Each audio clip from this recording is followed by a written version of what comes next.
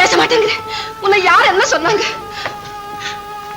சேகர், நான் கேக்குறேன், ஒரு பதில சொல்லாம நீ போய்கிட்ட இருக்கிய. உனக்கு அவ்வளவு அலட்சியமா? அம்மா, அப்படி நினைக்காதீங்க. நான் உங்களை அலட்சியப்படுத்தல. பின்ன எதுக்காக என்னை விட்டு பிரிஞ்சு போக நீ முயற்சி செய்த? 10 மாசம் சுமந்து பெற்ற தாயின் உள்ளத்திலே தாங்க முடியாத வேதனையை உண்டாக்கி வச்சுட்டு போறதுதான் ஒரு மகனுடைய லட்சியமா? என்ன மன்னிச்சிருங்க அம்மா. ஒரு நிமிஷத்துல உங்களை மட்டும் இல்ல, இந்த உலகத்தையே நான் மறந்துட்டேன். காரணம்? எனக்கு வாழ்க்கையை வெறுத்து போச்சுமா, வெறுத்து போச்சு. என்ன வாழ்க்கை வெறுத்து போச்சா? ஏன்பா அப்படி சொல்றேன்?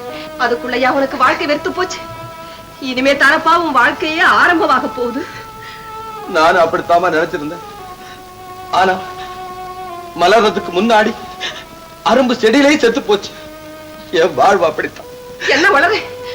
இல்லம்மா, உண்மை. யார கல்யாணம் செய்துகிட்டா நான் சந்தோஷமா இருப்பேன்னு நீங்க நினைச்சீங்களோ, யார் உங்களுக்கு மருமதா நீங்க சந்தோஷமா இருப்பீங்க நான் நினைச்சேனோ, அந்த மரகதம் என்னப்பா சொல்லேன்ப்பா. நமக்கு கிடைக்க மாட்டாமா, கிடைக்கவே மாட்டா. ஏன்? அந்த பெண்ணோட அண்ணனை பாத்தியா? பார்த்தேன், ஆனா பலன் இல்ல. அவர் சம்மதத்தை நீ கேட்டியா? கேட்டேன், ஆனா கிடைக்கல. அப்படியா? ஆமா ஆமா, தகுதிக்கு மீறின இடத்துல தன் தங்கை கல்யாணம் செய்து கொடுக்க முடியாதுன்னு அவங்க அண்ணன் சொல்லிட்டார். இதுக்காகவா வேட்டைக்குன்னு வாங்கின துப்பாக்கியை உனக்கே உபயோகப்படுத்த நினைச்சேன்? அம்மா, பிரியப்பட்ட பெண்ணை கல்யாணம் செய்து கொள்ள பெற்றோருடைய அனுமதி கிடைக்கிறது பெரிய கடினம். இந்த விஷயத்துல உங்க அனுமதி கிடைச்சும் கூட என் ஆசை நிறைவேறல. எந்த மரகதத்தை என் மனைவின்னு மனசுல நினைச்சிருந்தேனோ, எந்த மரகதத்தோடு குதூகலமா குடும்பம் நடத்த போறேன்னு கோட்டை கட்டி கற்பனை செய்திருந்தேனோ, அந்த மரகதம் இல்லாம நான் எப்படி அம்மா வாழ முடியும்? மூடி திறந்த இமை இரண்டும் பார்ப்பார் என்றன, முந்தானை காற்றில் அடிவாவா என்றது. ஆடி கிடந்த கால் இரண்டும் நில் நில் என்றன, ஆசை மட்டும் வாய் திறந்து சொல் சொல் என்றது. ஆசை மட்டும் வாய் திறந்து.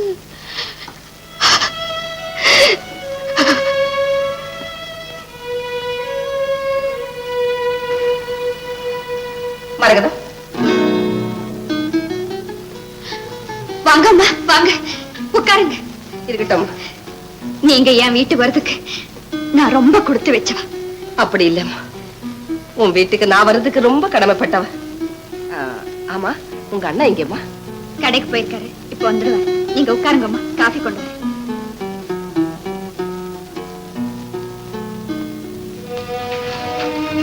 வணக்கங்க. நீயா அவளை சொல்லி ஏன் இங்க வந்த? நான் உங்க தங்கச்சியை பார்க்க வரல, எங்க அம்மா உங்களை பார்க்க வந்திருக்காங்க. ஓஹோ, உங்க அம்மாவை கூட்டி அந்த அழ வச்சு காரியத்தை முடிச்சிடலான்னு திட்டம் போட்டு வந்தியா? உன் திட்டத்தை பூரா பட்டமா பறக்க விட்டுருவேன். எங்க உங்க அம்மா? பிள்ளைய வளர்க்க தெரியாம வளர்த்துட்டு பொண்ணும் கேட்க வந்திருக்கிற அந்த வெக்கம் கட்ட அம்மா ஆறு.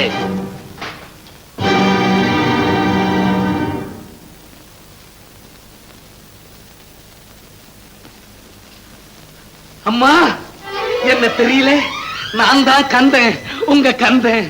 கந்தா! அம்மா! கந்தா! ஆமா, நீ இங்க எப்படி வந்த? இங்கேதான் நான் இருக்கிறேன். இது என் வீடு. இதோ இதுதான் என் தங்கச்சி. என்ன மரகதம் உன் தங்கச்சா? ஆமாம்மா, நீங்க அன்பா வளர்த்தீங்களே அதே தங்கச்சி.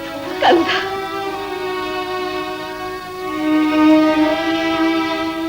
தங்கச்சி, பிறந்த உடனே பெத்தவளை இழந்த உனக்கு தாயா இருந்து தாலாட்டு பாடின புண்ணியவதி இவங்க காலில் விழு. முதல்ல விழு. அம்மா, மகராசியா இருமா. தம்பி, தம்பி. அம்மா, அம்மா, தம்பி உங்க மகனா? ஆமா, ராத்திரி எல்லாம் நீ தூங்காம இருந்து உன் தோள தூக்கி வச்சுக்கிட்டு அலைஞ்சியே அந்த குழந்தைதான்ப்பா சேகர். அதான் தம்பி, திருவிழால உன்னை பார்த்த உடனே என்ன அறியாமே உன் மேல எனக்கு ஒரு பாசம் உண்டாயிடுச்சு. ஏதோ அடையாளம் தெரியாம தவறா பேசிட்டேன், மன்னிச்சுக்கணும் தம்பி. இல்ல, நீங்க என்ன விட பெரியவங்க, அப்படியெல்லாம் சொல்லக்கூடாது. ஆமா கந்தா. அம்மா, உங்க தோற்றத்தை பார்க்கும்போது ஏதோ ஐயாவை இழந்த மாதிரி தெரியுது. ஆமா கந்தா, வேட்டைக்கு போனப்ப ஒரு புலி அவரை அடிச்சிட்டு உயிர் போறதுக்கு முந்தி என்னை கூப்பிட்டு, மீனாட்சி, கந்தனுக்கு நான் செய்த துரோகத்தை கண்டு அவங்க அப்ப சத்தார். அந்த பாவம் தான் புலியா மாறி என்னை அடிச்சிட்டு. கந்தனை எப்படியாவது கண்டுபிடிச்சு நம்ம சொத்துல பாரி அவன் பேருக்கு எழுதி வச்சாதான் என் ஆத்மா சாந்தி அடையும்னு சொல்லி அவரை கண்ணை மூடிட்டார். அதுக்கப்புறம் அந்த ஊர்ல இருக்க எனக்கு பிரியம் இல்லாம நான் பிறந்த ஊரான செல்வபுரத்துக்கே வந்துட்டேன். அம்மா, எனக்கு ஒண்ணுமே புரியலையே. இவருக்கு நம்ம குடும்பத்துக்கு என்ன சம்பந்தம்? தம்பி, பல வருஷங்களுக்கு முந்தி கந்தனும் அவங்க அப்பாவும் நம்ம எஸ்டேட்ல வேலை பார்த்தாங்க. கந்தன் கல்யாணத்துக்கு உங்க அப்பா 1000 ரூபாய் கொடுக்கறதா சொன்னதால தகப்பனும் மகனும் ரத்தத்தை சிந்தி ராப்பகலா கஷ்டப்பட்டாங்க. கந்தன் கல்யாணத்துக்கு அவங்க அப்பா பொண்ணு பார்த்து நிச்சயம் பண்ணி முகூர்த்தமும் வச்சுட்டு கடைசியில வந்து பணம் கேட்டார். அம்மா, தம்பி, புருஷனை பத்தி தவறா சொல்லக்கூடாதுன்னு அம்மா கண்ணீர் விடுறாங்க. அப்ப நீங்களா சொல்லுங்க, என் அப்பா என்ன செய்தார்? என் கல்யாணத்துக்கு உங்க அப்பா 1000 ரூபாய் கொடுக்கறதா சொல்லி என்னை ஏமாத்திட்டாரு. சொன்னபடி பணத்தை கொடுங்கன்னு உங்க அம்மா எவ்வளவோ வாதாடினாங்க. அவர் பிடிவாதமாவே இருந்துட்டார். அதனால என் கல்யாணம் நின்னு போச்சு. பெண் வீட்டுக்காரங்கெல்லாம் எங்களை ரொம்ப கேவலமா பேசினாங்க. அதனாலேயே எங்க அப்பா மனம் தான் நம்ம இறந்து போயிட்டார்.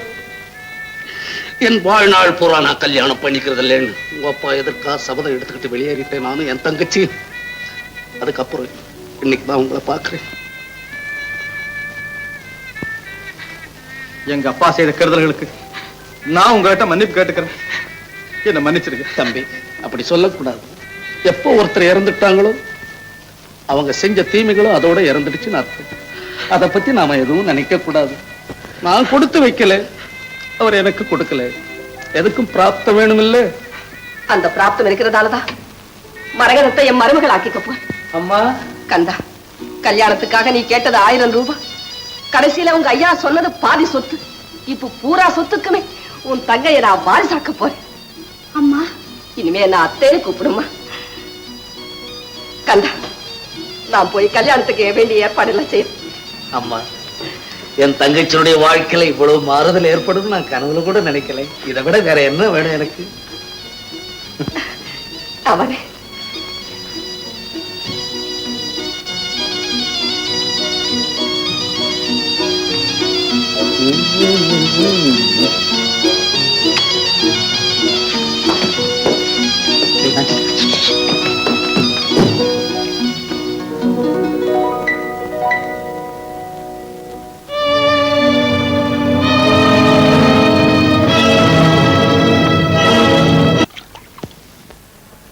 மங்களவாத்தியம் முழங்க, மாவிலை தோரணத்தாலே அலங்கரிக்கப்பட்ட பந்தல்ல உன்னை எதிர்பார்த்து அடிக்கும் இதே துடிக்கும் ஆசையோட நான் காத்திருப்பேன்.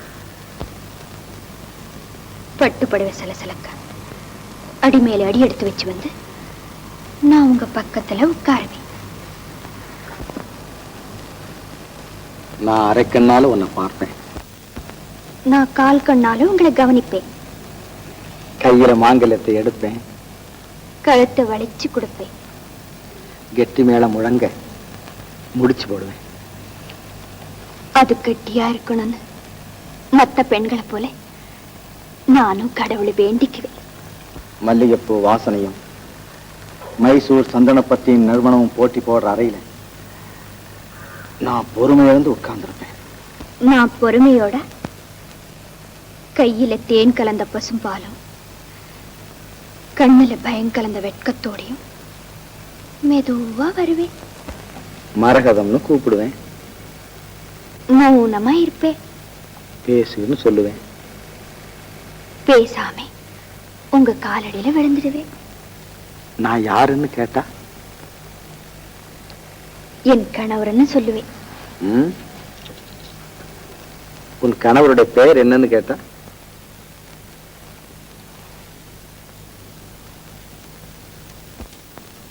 பேரை சொல்லலாமா? கணவன் பேரை சொல்லலாமா? பேரை சொல்லலாமா? கணவன் பேரை சொல்லலாமா? ஊரை சொன்னாலும் உறவை சொன்னாலும் உற்றவரிடத்தில் எதனை சொன்னாலும்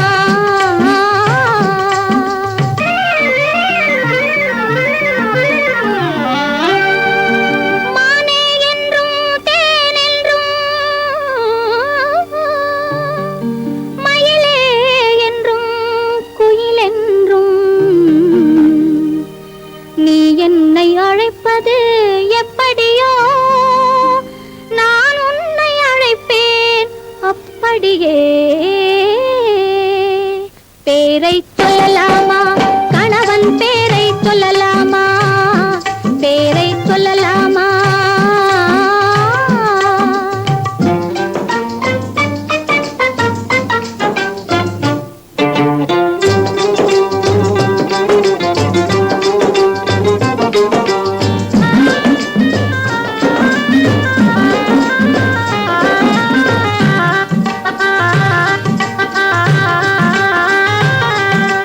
அத்தான் என்றால் உருகாதா அன்பே என்றால் பெருகாதா அத்தான் என்றால் உருகாதா அன்பே என்றால் பெருகாதா கண்ணா என்றால் மயங்காதா கண்ணா என்றால் மயங்காதா காதல் அதிலே விளங்காதா பேரை சொல்லலாமா கணவன் பேரை சொல்லலாமா பேரை சொல்லலாமா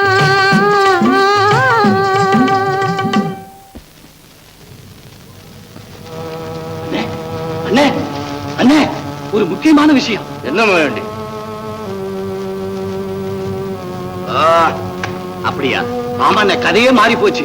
கடைசியில கந்த சேகர் குடும்பத்தை சேர்ந்தவன் ஆகி போயிட்டான். அந்த அம்மா சொன்னதுக்கு அப்புறம் தான் எனக்கு விஷயமே புரிஞ்சது. இதையெல்லாம் ஒளிஞ்சிருந்து ஒண்ணு விடாம கேட்டுக்கிட்டு இருந்தேன். அண்ணே, கந்தனுக்கு சேகருக்கு இப்படி ஒரு சம்பந்தம் இருக்குன்னு சத்தியமா நினைக்கவே இல்லை. நான் கூட நினைக்கவே இல்லை. வெள்ளம் தலைக்கு மேல போயிடுச்சு. உத்தரவு போடுங்க. உடனே கந்த நல்லவன், நியாயவாதி. ஊரெல்லாம் அவன் பக்கம் தான் சாய். மரகதத்தை காணாம முதல்ல எல்லாரும் நம்மள சந்தேகப்படுவான். சந்தேகப்படுறது மட்டுமல்ல, அநியாயமா சாவடிச்சு. அப்ப அந்த பொண்ணை மறந்துட வேண்டியதுதான். மரகதத்தை மறக்கிறதா? மரகதம் இல்லைன்னா அந்த முத்தையனுக்கு வாழ்க்கையே கிடையாது மாயாண்டி. முடிஞ்சு போனதை நினைச்சு ஏன் முகாரி பாடுற? முகாரியா? முகாரி மோகனமா மாற போறத நீ பார்க்கத்தான் போற.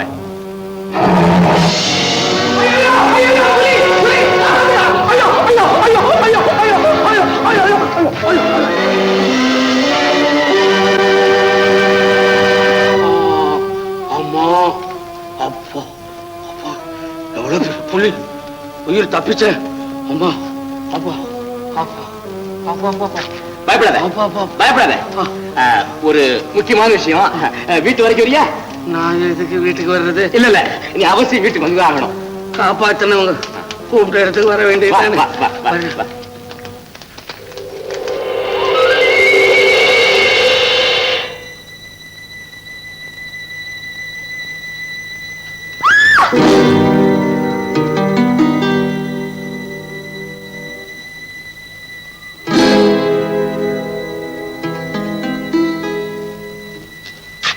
மரகதம், என்ன சத்தம் கொடுத்தது?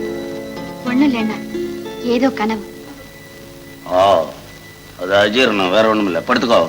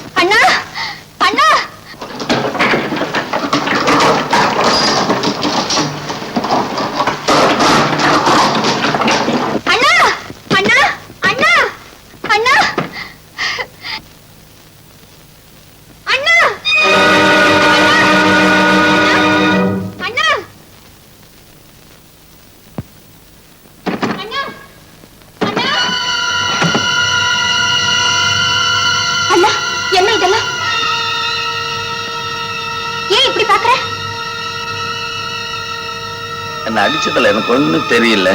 அடிச்சிட்டாங்களா? யாரு? முத்தையனும் மாயாண்டியும். முத்தையனுக்கு உன்னை கல்யாணம் பண்ணி தரமாட்டேன்னு சொல்லிட்டேன்ல, அதனால 2 பேரும் சேர்ந்து என்ன கொல்ல வந்துட்டானுங்க. அண்ணா, எனக்கு கல்யாணம் ஆனதுக்கு அப்புறம் நீ என்னோடவே இரு. இல்லைன்னா அந்த முத்தையனால உனக்கு அடிக்கடி இந்த மாதிரி ஆபத்து ஏற்படும். அவுட். அப்படியே சரி, உள்ள போய் படுத்துக்கோ.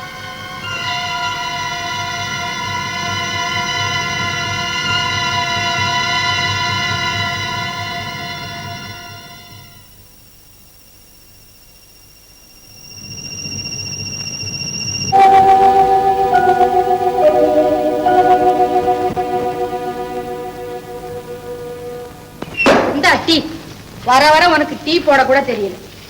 எனக்கு எப்படி டீ போட தெரிஞ்சது? அப்படிலாம் போடலான்னா கையும் பெண்டு காலும் பெண்டு. அண்ணாக்கு நீதான் கொஞ்ச நாள் போட. ஒரேடியா கோபம் வருதே உனக்கு. உடுப்பு சரியில்லை, கொஞ்சம் அட்ஜஸ்ட் பண்ணிக்க வேண்டாமா நீ? மணி 8 போகுது. முதலாளி இத்தனை நேரம் வந்திருப்பாரு. கோழி கூப்பிடுறதுக்கு முன்னாலே வந்துடுவாரு. கோழி தூங்கிட்டு இருக்கோம். எழுப்பு.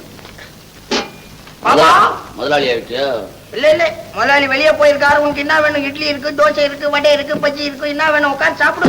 நான் போட்ட சரக்கு என்கிட்டயே கணக்கு சொல்றியா? தம்பி, என்னப்பா நான் பாட்டுக்கு கேக்குறேன், இப்படி பொறுக்கிறேன். ஆறு நீ